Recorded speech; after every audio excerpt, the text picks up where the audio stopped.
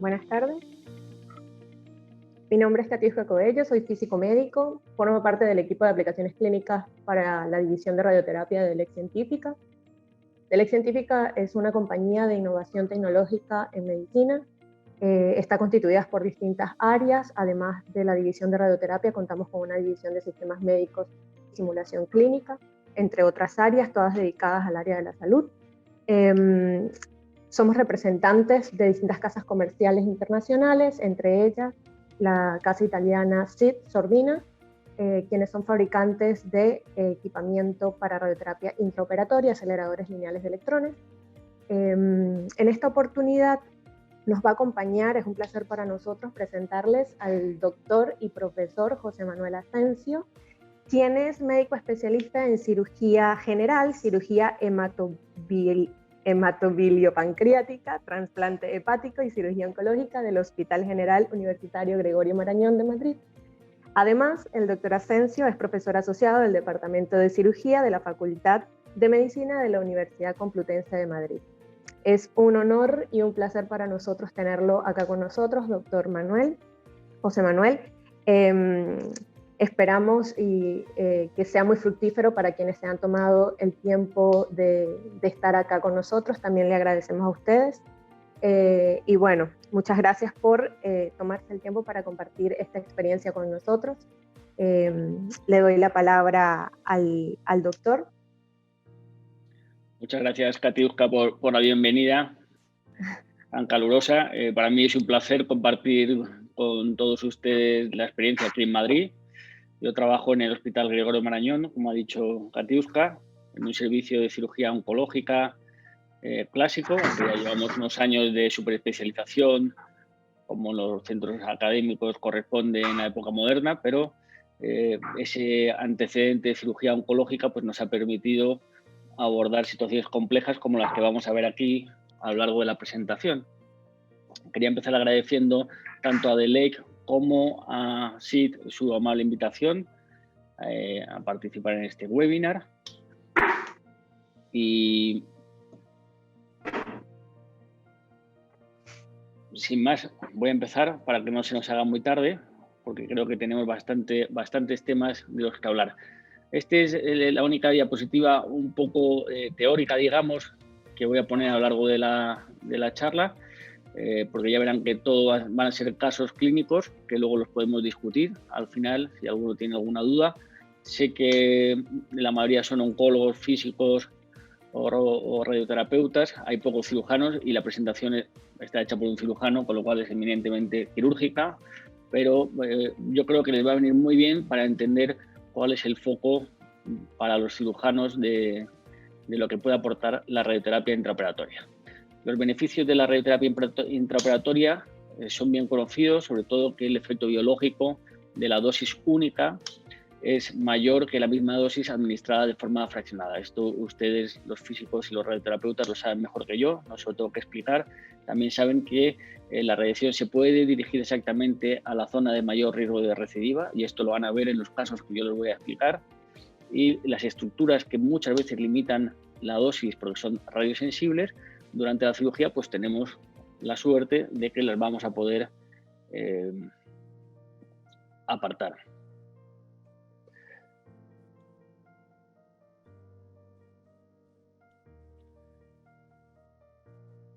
Les he dividido la charla en estos 4 áreas que vamos a disecar.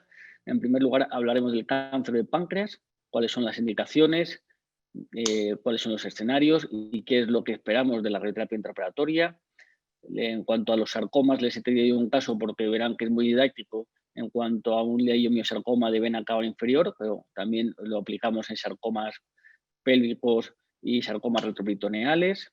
Y un escenario que para mí es, junto con el cáncer de páncreas, probablemente donde la radioterapia intraoperatoria más aporta, que es la recidiva pélvica del cáncer de recto.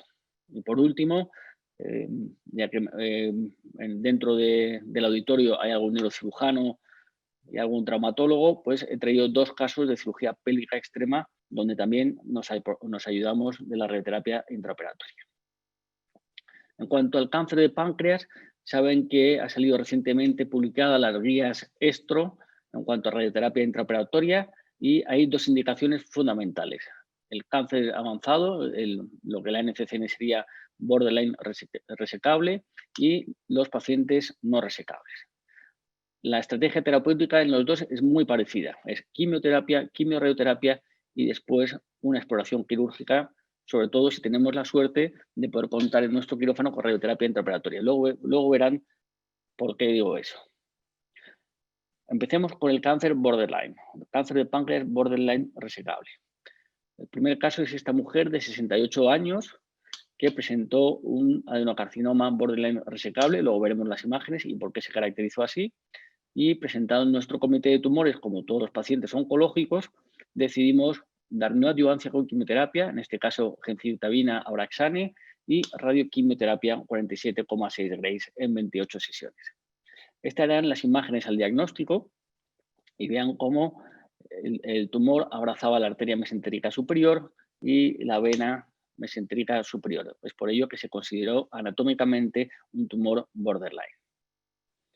Ven que una de las dificultades de la neoadyuvancia en este escenario es evaluar la respuesta. Tan es así que nosotros hacemos desde hace tiempo PET a todos los pacientes, porque si se fijan en las imágenes radiológicas, vean que no hay mucha diferencia con las que les enseñé 3 diapositivas más atrás. Sigue habiendo un manguito alrededor tanto de la arteria como de la vena. Si un cirujano viera estas imágenes de entrada, diría directamente que este paciente es no resecable. Al contar con la radioterapia intraoperatoria nos permitimos explorar un mayor número de pacientes y fíjense lo que nos encontramos. Siempre intentamos hacer una cirugía lo más oncológica posible, es decir, buscando resecar todo el mesopáncreas y vean cómo tanto la arteria mesentérica superior como la vena porta pueden ser perfectamente disecadas a un nivel subadventicial y este es el campo quirúrgico que queda después. Este es el paciente de las imágenes radiológicas que les he explicado. Este es el campo con el tronco celíaco, la arteria mesentérica superior y todo el eje esplenoportal. Este es otro paciente diferente en el cual hicimos una duodenopancreatectomía completa. El tumor estaba en el cuello pancreático y el campo quirúrgico al final es el mismo. Ahí tiene el tronco celíaco, arteria mesentérica, la encrucijada de la vena cava y la aorta y la vena portal. Pues bien, en el cáncer de páncreas sabemos que más del 80% van a tener recidiva y el 72% de estas recidivas es una recidiva local, es decir, en ese campo que les he enseñado. Y es, por tanto, este el objetivo de la radioterapia intraoperatoria, intentar controlar la recidiva local. Y esto es cómo queda el campo durante, una vez resecado el paciente, durante la radioterapia intraoperatoria. Ahí ves también el tronco celíaco como late, la arteria mesentérica superior y la encrucijada venosa. Les he traído este caso clínico a modo de vídeo, que es un poquito más largo que el anterior. En este caso es un varón de 68 años, diagnosticado de una tumoración pancreática con un CA19-9 al diagnóstico de 159. Fíjense como en este caso las imágenes de la radiología no son tan dramáticas como el anterior, es un tumor pequeño, es cierto que tiene una atrofia de todo el cuerpo y la cola, hay un manguito periarterial, pero en este caso está más asociado a la difusión a través de los plexos nerviosos, que es muy típica del cáncer de páncreas.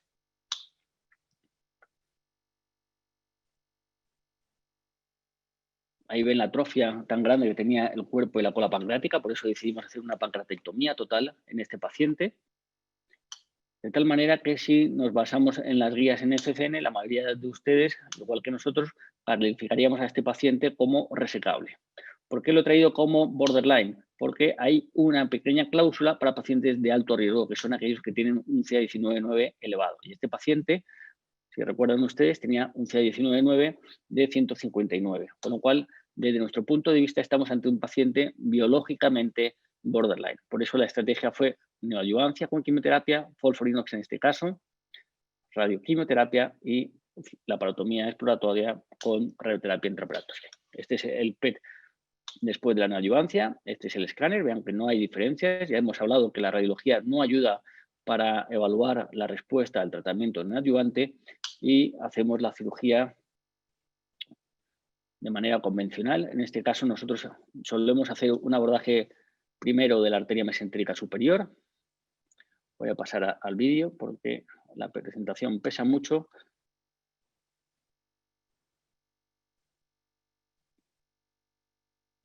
Vale, por Dios.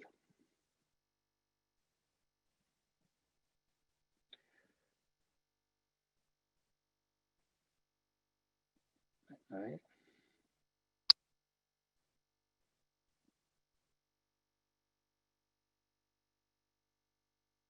Vale.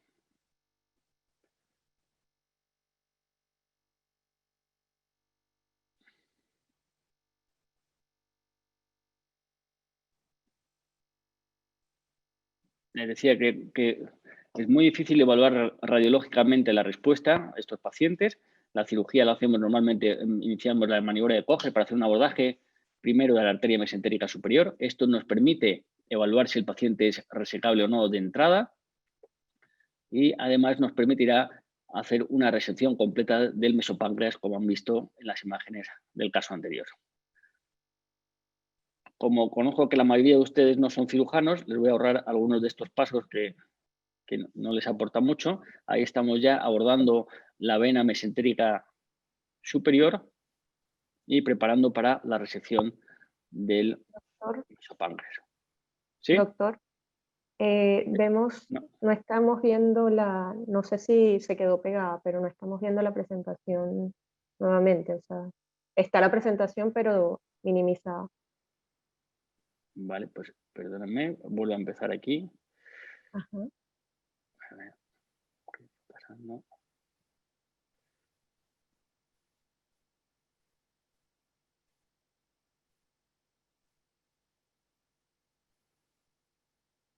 Ahí está. Ahora.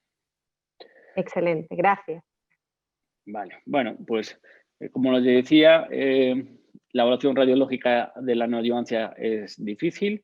Empezamos con el abordaje de la mesentérica superior. Aquí estamos abordando la vena mesentérica en su confluencia con la esplénica y con la porta y prepararemos para hacer la resección del mesopáncreas. Estamos haciendo el túnel detrás del páncreas. Lo voy a adelantar porque estas son imágenes muy quirúrgicas y probablemente no les aporte mucho. Pero ahí, si se fijan, esta es la vena mesentérica pasando por detrás del páncreas. Estamos ligando todos los tejidos nerviosos que rodean el tronco celíaco.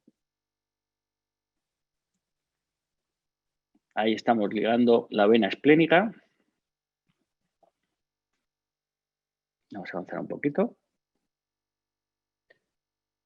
Hemos seccionado ya el duodeno y el estómago.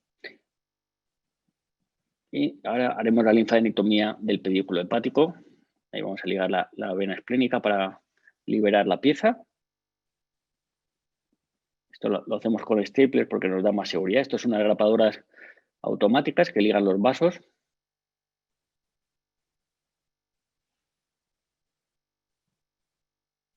Arteria. Bueno, y esto es como queda el campo una vez que hemos quitado la pieza, que ahí está saliendo, en bloque con el bazo, el páncreas y el duodeno.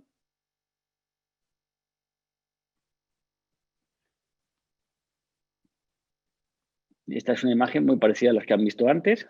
El tronco celíaco igual, la arteria mesentérica, la vena porta.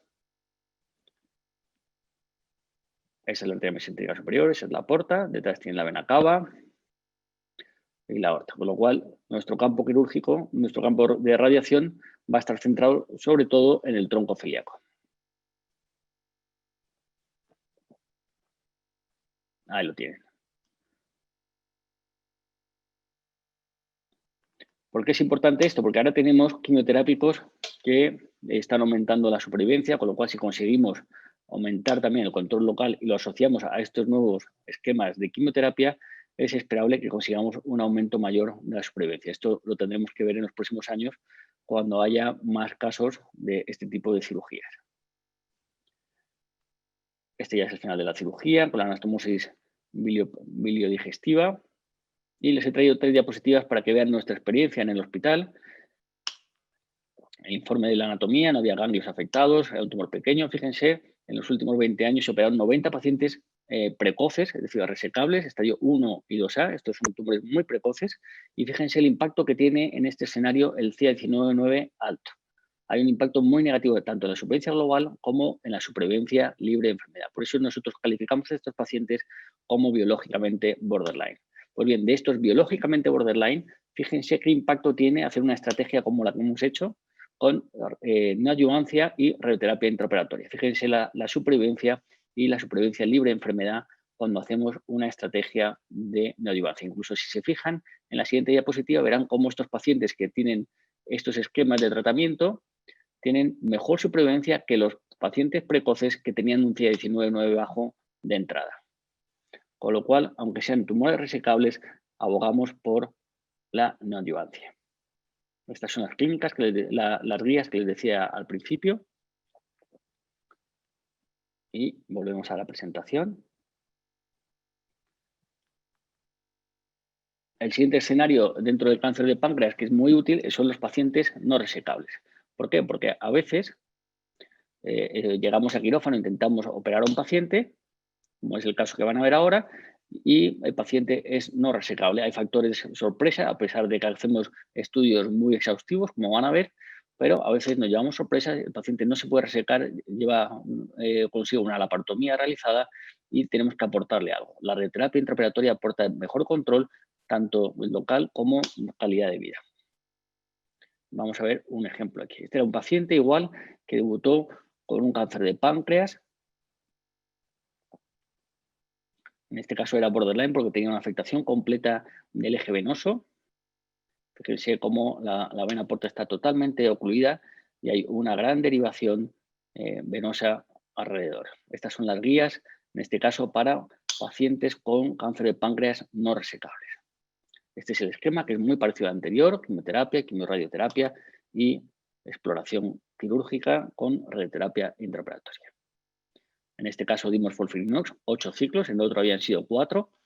Siempre intentamos alargar mucho el tiempo porque esto nos va a permitir hacer una buena selección de los pacientes, de la biología de los tumores. Esta fue la estratificación posttumoral. Vean cómo no había cambiado mucho el escenario. Había un manguito de vena mesentérica superior. Intentamos hacer una planificación preoperatoria para ver si había algún tipo de colateral. Y fíjense esta gran colateral que unía la vena mesentérica superior con la vena porta. Pues bien, con la idea de resecar este trayecto de vena porta, hicimos la laparotomía. Aquí lo van a ver. Exploramos en primer lugar el eje venoso. Teníamos ahí un buen manguito para hacer la anastomosis en el caso de resecar la porta, pero nos llevamos la sorpresa de que cuando empezamos a disecar la arteria hepática hacia el tronco celíaco, este estaba completamente invadido, como están viendo ahí, de tal forma que paramos la operación y aplicamos radioterapia intraoperatoria en el mismo lecho que les enseñé antes. Es decir, en el tronco celíaco, en este caso con el tumor puesto, como pueden ver ahí en el fondo del cono. Ahí está el páncreas. Como el duodeno se mete un poquito dentro del campo de radiación y no queremos hacer una enteritis rádica, pues protegemos las estructuras sensibles con esa plaquita de plomo que están viendo ahí.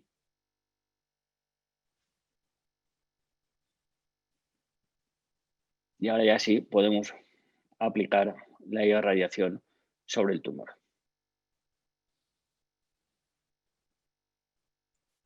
Bueno, eso en cuanto a cáncer de páncreas. Luego, si tienen alguna duda, pues lo podemos discutir. Damos el salto ahora a otro escenario completamente diferente: los sarcomas, sarcomas retroperitoneales, y dentro de ellos el miosarcoma de vena cava, que es un tumor muy infrecuente, es un tumor vascular. Les he traído otro vídeo, espero que funcione bien.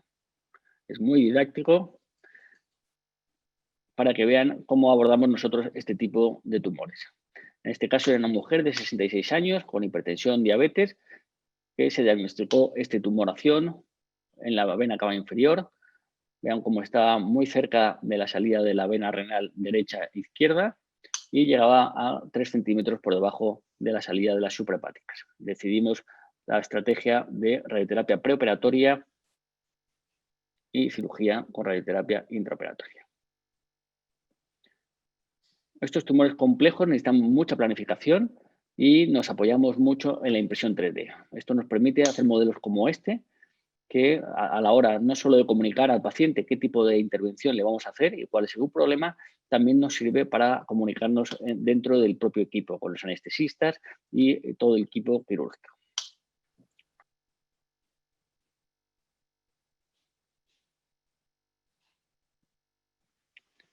Damos un salto más hacia abajo, hacia la pelvis, un escenario en el cual la radioterapia intraoperatoria tiene mucho que decir, es la recidiva de cáncer de recto. Les he traído este caso, es un caso dramático de un varón de 30 años que tenía una recidiva de un cáncer de recto. La tratamos con radioterapia preoperatoria y luego sacroexenteración completa con radioterapia intraoperatoria. Fíjense, el paciente tenía ese tumor que estaba fistulizado en el periné y estaba exudando moco constantemente. Ahí lo tienen. La vejiga también estaba fistulizada al tumor. Ahí lo tienen en la imagen del PET. Y cómo el tumor salía por la escotadura ciática hacia el piramidal. ¿Ven? Aquí en el glúteo.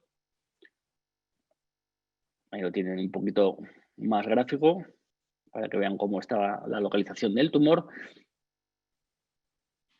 Y decidimos hacer la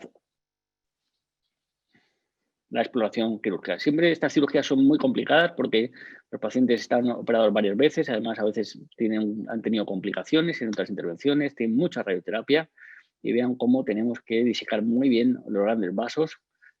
Ahí tienen las arterias ilíacas latiendo, los uréteres ya seccionados porque había que quitar la vejiga en bloque con el tumor. Ahí están tutorizados para hacer la derivación urinaria y el campo preparado para el tiempo posterior en el cual quitaremos todo el tumor en bloque con la vejiga. Ahí están los vasos indicándoles y los uréteres. Este tiempo anterior termina con la fabricación, como ven ahí, de la derivación urinaria y pasamos al tiempo posterior.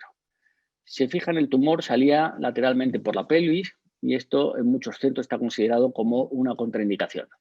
¿Por qué decidimos abordar a este paciente? Porque si se fijan, el tumor estaba contenido con el músculo piramidal, entre el músculo piramidal y el músculo glúteo, de tal forma que si siguiéramos esta línea por fuera del músculo glúteo y por fuera del músculo piramidal, podríamos hacer una resección completa en bloque, todo el tumor con la vejiga y los músculos y el componente extrapélvico sin ni siquiera ver el tumor. O sea, podríamos hacer una cirugía oncológicamente muy buena. Esta era la cloaca que tenía el paciente en el periné, por donde salía el contenido mucinoso. El paciente está, recuerden, en prono ahora mismo, boca abajo. Esta es la primera incisión que hicimos, longitudinal y transversa, para exponer todo el músculo glúteo. Ahí lo tienen completamente liberado. Y en su borde inferior, el nervio ciático que teníamos que preservar. Vamos ahora a levantar el músculo glúteo de lateral a medial, como si fuera la hoja de un libro. Ahí lo tienen levantado y respetando en todo momento el nervio ciático.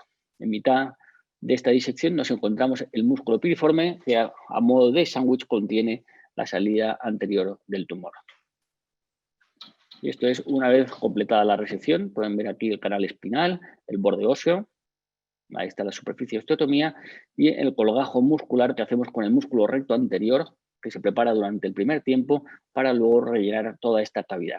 Aquí tienen el músculo ciático buscando su camino hacia las primeras raíces sacras y cómo hacemos la radioterapia intraoperatoria. Estas imágenes no son de este paciente, son de un paciente con un cordoma, pero nos sirven para que vean cómo hacemos la radioterapia también en este escenario.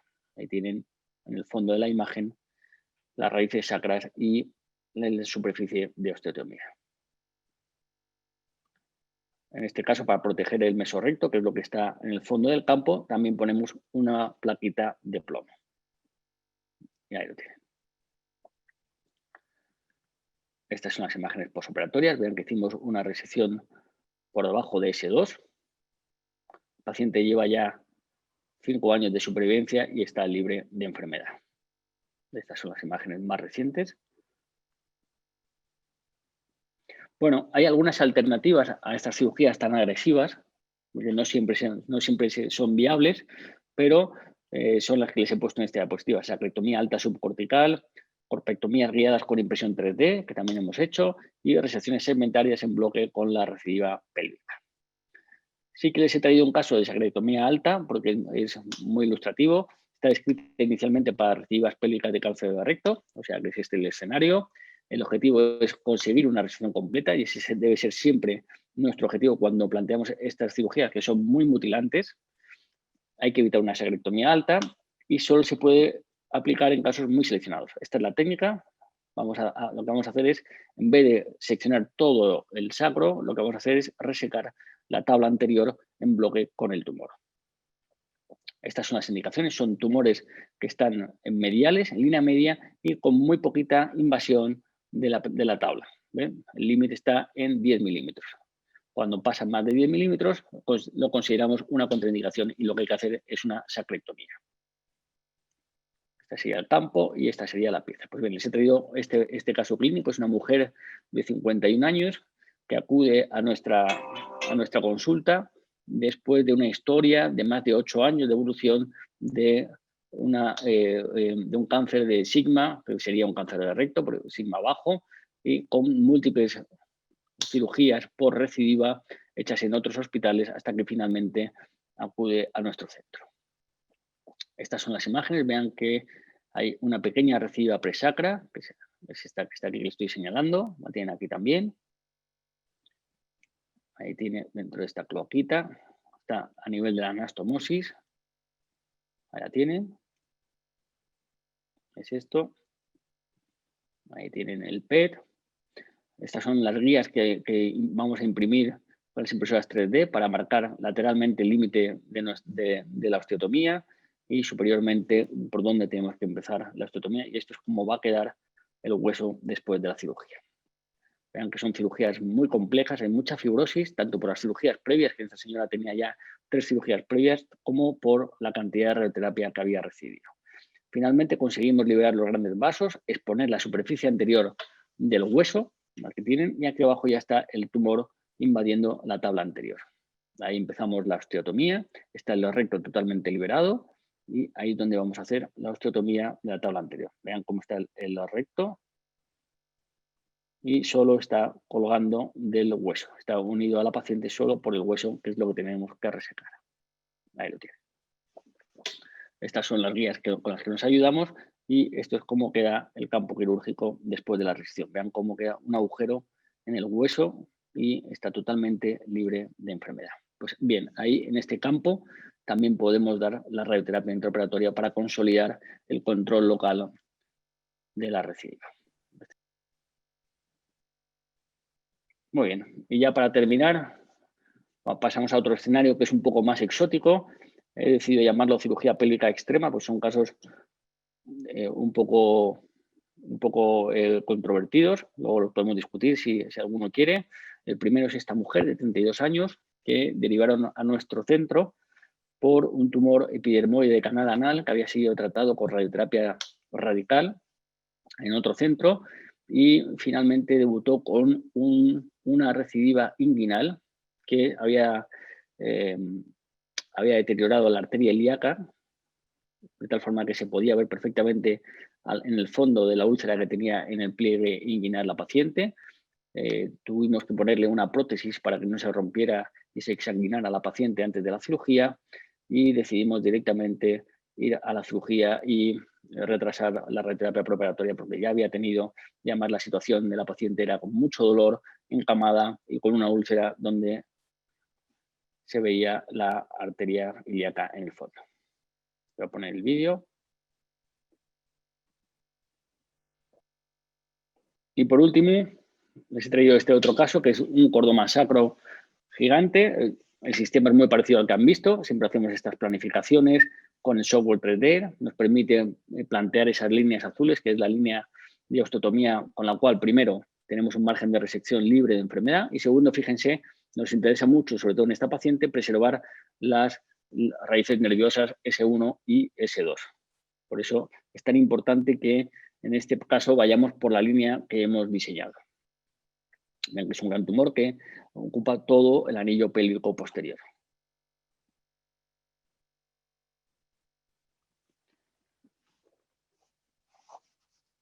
Estas son las imágenes del escáner, un tumor que desplazaba el recto hacia adelante. Los cordomas no suelen ser tumores invasores, con lo cual en la mayor parte de estos casos no hace falta asociar la resección del recto, pero sí nos vamos a llevar todo el mesorrecto para asegurar ese margen anterior. Estamos en el mismo quirófano con la navegación. El paciente está en prono, es decir, boca abajo. Hemos hecho, ven en el centro un trozo de piel que es donde había tenido las biopsias preoperatorias. Hemos hecho la libración lateral de los ligamentos sacropélvicos. Ahí estamos haciendo el plano del mesorrecto. Vean que hay un planito graso amarillo que se va a quedar con la pieza y a través de él es donde meto mi mano para separarlo del recto. Anclamos también el marcador para la navegación intraoperatoria. Calibramos el sistema de la misma manera que en el caso anterior. Ahí estamos viendo en tiempo real en la pantalla.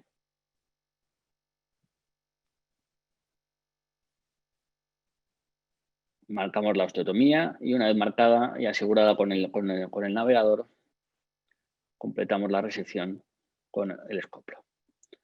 Ahí estamos verificando si estamos a nivel de S2, que es lo que queríamos preservar. Fíjense las raíces, eso era un estimulador nervioso. Tenemos el monitor enfrente de mí, a lo que sería la derecha del paciente. Una vez que estamos seguros de que estamos preservando S2, seccionamos el saco dural antes de la cola de caballo y completamos la resección. Ahora vamos a navegar sobre este campo que ha quedado. Vamos a navegar con el bisturí a ver si esta línea que está aquí de osteotomía y estas raíces son las que habíamos marcado en la planificación preoperatoria.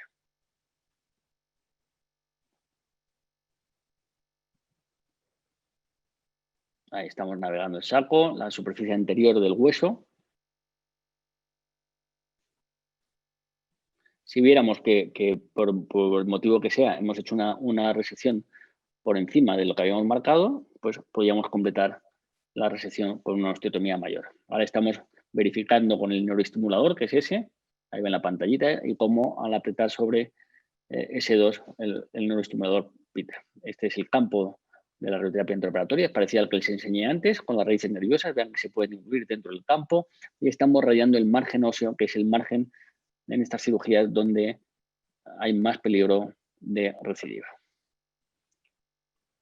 Bueno, pues con esto solo decirles estos 3 mensajes. Claro, es una charla muy genérica, hemos tratado temas que no tienen nada que ver unos con otros. Como ustedes también vienen de distintos sectores, pues quería hacer algo lo más o menos posible y lo más abierto para la discusión. En general podemos decir que en casos oncológicos la radioterapia proporciona un mejor control local de la enfermedad. La estrategia multimodal y a medida en cada paciente es el tratamiento ideal y por supuesto, creo que cuando estamos en estos escenarios, los pacientes deben estar en un centro de alto volumen con equipos dedicados especialmente a este tipo de patologías.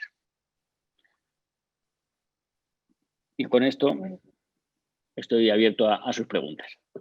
Genial, doctor. Muchísimas gracias por la presentación, bastante gráfica. De verdad que cada video es toda una historia, ¿no? Detrás de cada video y conmueve un poco, pero la verdad bastante interesante porque es todo el proceso de lo que sucede con el paciente para poder someterse al proceso intraoperatorio adecuadamente, ¿no? Muchas gracias por todo lo que nos ha compartido, de verdad que lo valoramos muchísimo. Invito a los que nos acompañan, si quieren hacer las preguntas, las coloquen en el chat. Tengo ya por acá algunas preguntas que ya nos han adelantado. Se las voy a hacer, doctor. Fenomenal.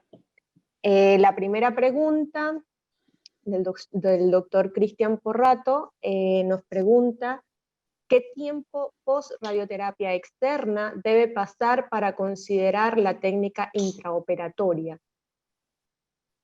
Y tiene una segunda pregunta que dice: ¿la irradiación previa influye en la dosis a administrar?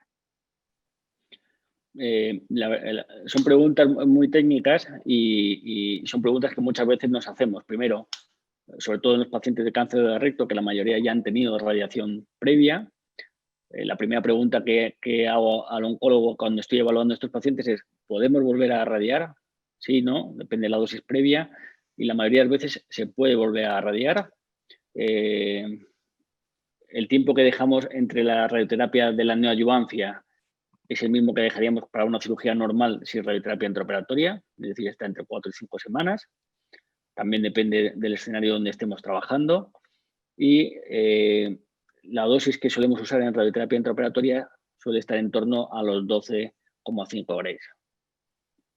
Okay. Hay centros donde pueden llegar hasta los 20, otros están en torno a 15, pero nosotros la verdad es que somos bastante conservadores y no solemos pasar más allá de los 12, a no ser que hayamos dejado tumor macroscópico en un sitio donde podamos hacer una radiación más radical, pero normalmente estamos en torno a los 12,5 horas. Perfecto, doctor. Tenemos otra pregunta. Preguntan, ¿cuáles son las principales o más comunes complicaciones asociadas a la IORT que usted ha observado en los pacientes? Bueno, también eso depende de los escenarios. En el cáncer de páncreas, por empezar un poco por orden, si uno tiene precaución de no incluir estructuras radiosensibles, el uréter, el intestino, a priori no debería haber problemas. Lo que sí que vemos en el seguimiento, sobre todo pacientes que viven 2-3 años, es que suele aparecer un manguito fibroso alrededor de los grandes vasos, en la porta o la arteria hepática, y esto a veces confunde en el seguimiento. Uno puede pensar que es una recidiva, pero normalmente está asociado a la fibrosis. No es que suceda siempre, pero sí que lo vemos con relativa frecuencia y genera un poquito de incertidumbre a la hora de hacer el seguimiento oncológico de los pacientes. En cuanto a la pelvis, nosotros al principio de nuestro programa, la radioterapia, no teníamos todavía este acelerador portátil, teníamos que trasladar el paciente al acelerador normal convencional fuera del quirófano estándar. Y entonces estudiamos mucho la asociación con la infección. La infección quirúrgica viene en el lecho o de la herida. Y en aquel entonces, claro, esa cirugía se prolongaba más de 1 hora solo por el procedimiento de radioterapia intraoperatoria, cuando ahora con este acelerador, pues el tiempo está entre 15 y 20 minutos de todo el proceso. Y sí que teníamos más infección. Cuando hacemos todo el procedimiento dentro del quirófano, no hemos visto que haya más infección, no hemos visto, como han visto en el caso del leiomyosarcoma, que haya problema con los grandes vasos, se puede radiar las anastomosis vasculares, y sí que en las pelvis hemos visto a veces dolor asociado a una osteitis rádica. Es la única precaución que hay que tener, y mantener los uréteres lejos del campo de irradiación, porque luego ahí sí que puede haber fibrosis y alguna vez se pueden quedar atrapados los uréteres, generando con el paso del tiempo uropatías obstructivas. Ok. Ya, doctor, sin querer, no sé. Ajá. ¿Me escucha? ¿Me escucha bien? Perfectamente. Perfecto. No sé por qué no funciona mi cámara, pero bien, lo felicitan, muy felicidades por la charla. La consulta es similar, creo que es similar a la que acaba de responder, si tuvieron complicaciones en la radioterapia y cuáles fueron, es más o menos la misma. Tenemos otras con respecto a la protección radiológica en el uso del equipo. ¿Cuán seguro es el sistema de IORT en este sentido, con respecto a la protección radiológica? A la protección de radioterapia, ¿no? Me imagino que a la radiación, me imagino que a la radiación, es lo que le preocupa. Exacto. Nosotros, el modelo que tenemos, ya le he dicho que es el anterior, y en principio está dentro de un quirófano que está plomado, con lo cual nosotros ahí no tenemos problema, a pesar de eso ponemos esos protectores de plomo, pero el nuevo modelo que tienen, la radiación dispersa es mucho menor, se puede hacer en un quirófano convencional, teniendo la precaución de que debajo no haya actividad permanente en la habitación de debajo. Incluso en ese caso tienen también como unos donuts de plomo que se meten debajo del paciente para evitar esa posible dispersión, que es la única que hay. Y ya está, ahí le puedo contar. Ya más datos técnicos, genial. Seguro que ustedes se lo pueden transmitir. Sí, seguro, doctor. Muchas gracias. Tiene otra pregunta por acá. ¿Cada cuánto le hacen control de calidad al LIAC? No sé si tiene ese dato disponible. No lo sé a ciencia cierta, pero sí que es verdad que todos los meses hay un día en el que se para la actividad y se hacen los chequeos del aparato. O sea, por lo menos que yo sepa, por lo menos una vez al mes. Ok, perfecto. Y tiene otro también respecto a controles de calidad, los controles de calidad que conlleva el equipo de IORT son similares a los de un equipo de radioterapia convencional. Creo que esta pregunta es más un Más tanto más técnica. para física médica, para técnica, la podría adelantar un poco la respuesta, si me lo permite, doctor. Por supuesto. Bien. Son similares, Hernán Huertas es el que hace esta pregunta, son similares en cuanto a determinar la dosis absorbida en cierta profundidad. La connotación con este equipo es un tanto distinta, solamente tomando en cuenta que el haz de radiación trabaja con una dosis por pulso que es muy alta y por tanto no se puede utilizar cualquier sistema de dosimetría porque normalmente se saturan y los factores de corrección que tienes que utilizar pueden ser muy distintos a los que normalmente uno está acostumbrado a ver en la radioterapia convencional. Entonces hay que tener cuidado con el sistema que se elige, la fábrica tiene sus recomendaciones para ello. Pero más allá de eso, se utiliza en agua o se pueden hacer medidas con fantomas de agua sólida también. Se utilizan cámaras plano-paralelas porque es un haz de electrones similar a la teoría de por qué se utilizan cámaras plano-paralelas en haces de electrones de radioterapia convencional y en teoría es eso. De todas maneras, podemos profundizar más de este tema luego, si te parece. Tenemos otra pregunta. Quería saber, preguntan por acá Facundo Mandojana, quería saber si ha transmitido la experiencia en leiomiosarcomas a otros tipos de sarcomas radiosensibles. Sí, como les decía, claro, teníamos un tiempo limitado para este webinar, pero la casuística es muy grande. Nosotros somos Centro de Referencia Nacional de Sarcomas, con lo cual operamos muchos sarcomas retroperitoneal, y cuando uno es centro de referencia, sobre todo opera recidivas, que son escenarios muy complejos donde los márgenes normalmente están más comprometidos. Y ahí nos apoyamos mucho de la radioterapia intraoperatoria. Bien para el margen, con los vasos ilíacos, por ejemplo, tumores que están muy pegados a los vasos y tenemos que separarlos, o incluso a la musculatura paravertebral o al borde óseo cuando están en la pelvis. Y tenemos mucha experiencia en sarcomas retroperitoneales, liposarcoma sobre todo, Okay. y leiomiosarcoma de vena cava, como has visto, pues también. Genial, genial. Otra pregunta, ¿cuál es el impacto del acelerador lineal móvil en lo que respecta al flujo de trabajo normal dentro del quirófano? Bueno, normalmente este es un quirófano especial para la terapia intraoperatoria, con lo cual el personal que está ahí está entrenado. En la sala de al lado están los físicos, que son los que están preparando el acelerador y los parámetros necesarios. Y lo único que pasa es que cuando termina la etapa de resección quirúrgica, digamos, el acelerador entra en escena. Normalmente se acerca al paciente. En nuestro caso no es así porque nuestro quirófano es muy antiguo y no cabe, entonces tenemos que desplazar 3 metros al paciente hacia la máquina, pero normalmente sería el acelerador el que se acerca al paciente. Y todo el procedimiento, desde que el cirujano termina hasta que vuelve a empezar, y entre medias se ha producido la radioterapia intraoperatoria, está entre 15 y 20 minutos. En la aplicación de la radioterapia normalmente suele ser 1 minuto. O sea, la radioterapia en sí es 1 minuto, es muy rápido. Pero claro, entre medias hay que posicionar el acelerador, hay que calcular bien qué cono vamos a usar, qué talla, qué tamaño, con qué ángulo, calcular las dosis y posicionar el cono dentro del paciente. Y eso es lo que lleva esos 15 o 20 minutos. Pero la radioterapia en sí suele ser 1 minuto. Genial, doctor, perfecto. Tiene otra pregunta, Andreina nos pregunta, ¿cuál ha sido el paciente más joven que ha atendido? Es una pregunta complicada porque pone a prueba mi memoria, que la verdad es que cada vez es peor. Pero fíjese, uno de estos de los que les he mostrado, el paciente del cáncer de recto tenía 30 años, la chica de la pelvis tenía 32 y probablemente haya habido alguno de 28. Hablamos de radioterapia intraoperatoria. Luego, sin este tipo de procedimientos, pues hemos tenido también alguno de 20.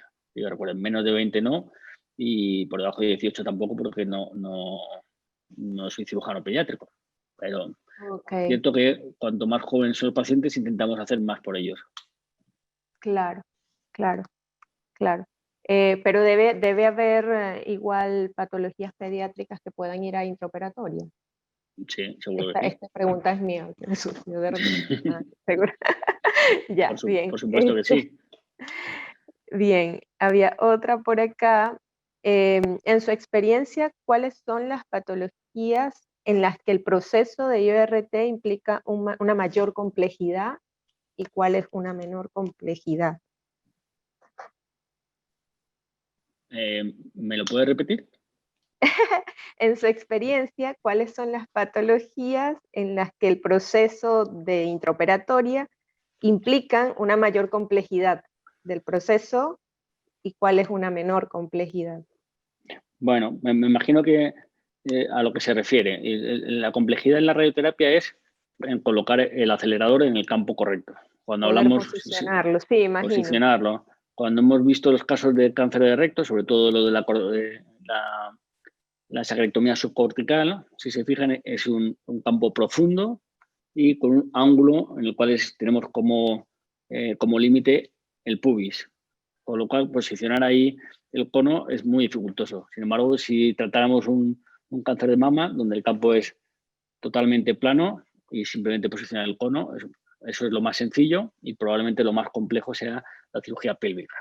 El cáncer de recto no es como el cáncer de mama, porque está relativamente profundo, pero también es un campo plano y es fácil de separar las vísceras, con lo cual es un campo bastante fácil de hacer. Okay. ¿Han tenido casos de cabeza y cuello, doctor? Hemos tenido casos de cabeza y cuello, yo seguro que no, porque no me dedico a eso, pero Ajá. la verdad es que no le sabría responder en mi Ya, centro a esa pregunta, lo siento. tranquilo. Bueno, doctor, creo que no hay más consultas. No, esas eran las consultas. No sé si alguien más se sumará. Em, De todas formas, si alguien muy tiene alguna duda que le surja posterior, pues si me escriben por mail o contactan a través de ustedes, como quieran, estoy encantado genial, doctor. de responderles.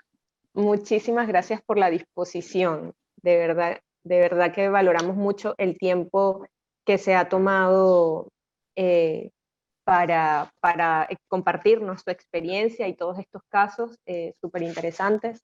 Se lo agradecemos muchísimo y bueno, seguro que nos estaremos comunicando con algunas consultas por ahí que hayan quedado pendientes, sobre todo porque les comento a todos, este webinar va a ser compartido posteriormente, parte del webinar va a ser compartido en nuestro sitio web y bueno, la idea es que sirva de difusión y de una manera de hacer docencia en nuestra región que tanta falta hace que se desarrolle en el ámbito de la radioterapia intraoperatoria, que lamentablemente no, son escasos, muy escasos los sitios que la practican. Entonces, bueno, vamos a estar colocando eso en el sitio web más adelante. Además, aprovechamos para invitarlos a la siguiente sesión donde vamos a estar presentando un seminario sobre radiocirugía de múltiples metástasis cerebrales con radioterapia helicoidal a cargo de la licenciada Graciela Vélez, que es físico médico del Centro Oncológico Sunchales, de acá de Argentina. Esto tendrá lugar el 23 de noviembre a las 4 de la tarde para los países Bolivia, Paraguay y Argentina y 3 de la tarde para Bolivia. Así que bueno, están invitados, síganos en nuestros sitios, en nuestras redes sociales y bueno, si tienen otras consultas, no duden en hacérnoslas llegar, que con gusto se las compartiremos al doctor para que nos ayude con esto. Muchísimas gracias, doctor, de verdad. Un placer haberlo escuchado. Ha sido un placer compartir con ustedes, a pesar de que están tan lejos y los tiempos ahora no nos permiten reunirnos, pero bueno, es otra forma de contactar. Estuvo genial la conexión, solo un instante que se quedó pegado, pero del resto estuvo genial y eso nos alegra muchísimo porque no es tan común. Pero estuvo muy, muy, muy bien. muy dinámico. Muy bien. Gracias. Me alegro. Felicidades. Hasta luego a todos. Que tengan un buen día.